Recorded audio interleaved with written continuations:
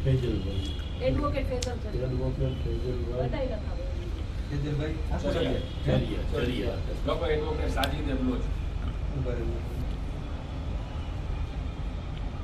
Number બોલજો ફેજલભાઈ.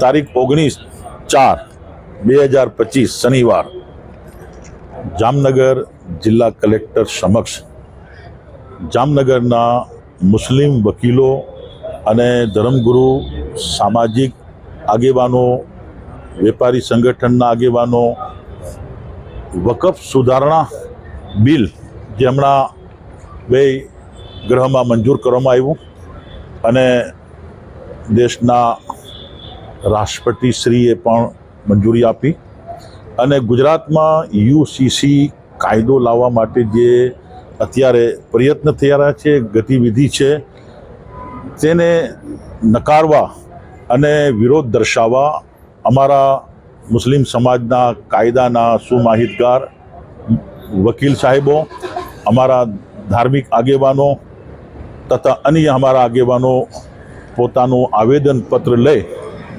અને વકફ bill જે મંજૂર કરવામાં આવ્યું છે એને લઈને આખા દેશના અંદર દરેક મુસ્લિમ વર્ગમાં મોટો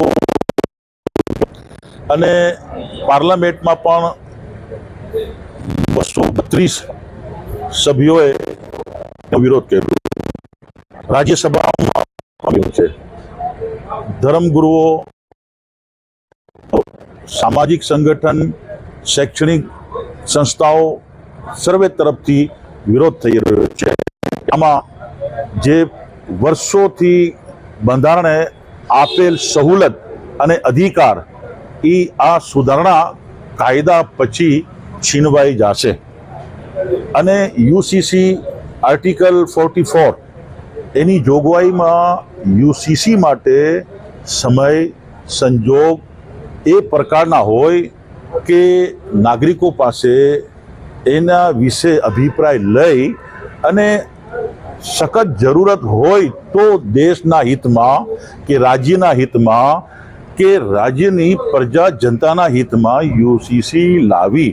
પણ આને લઈને કારણ કે ઘણીવાર ભાષણોમાં નેતા એટલે બીજેપીના નેતા ધમકી પણ આપતા હોય અને આડકતરી રીતે ધમકી મુસ્લિમોને જ હોય છે. એનઆરસીની ધમકી, યુસીસીની ધમકી, આ બાબત યોગ્ય નથી અને મુસ્લિમ સમાજ જે ઈચ્છતો ન હોય તો એની લાગણી ધ્યાનમાં રાખી અને દેશના અંદર જે કાયદામાં બધાને અધિકાર મળેલ છે, બધા દેશના નાગરિક છે અને દેશના નાગરિક રહેશે. દેશ માટે ભાવના કાલે પણ હતી, આજે પણ છે ને ભવિષ્યમાં પણ રહેશે. આ માંગણી માટે અમે ઉપસ્થિત થયા છીએ અને કલેક્ટરશ્રીને અમે આવેદનપત્ર આપ્યું છે.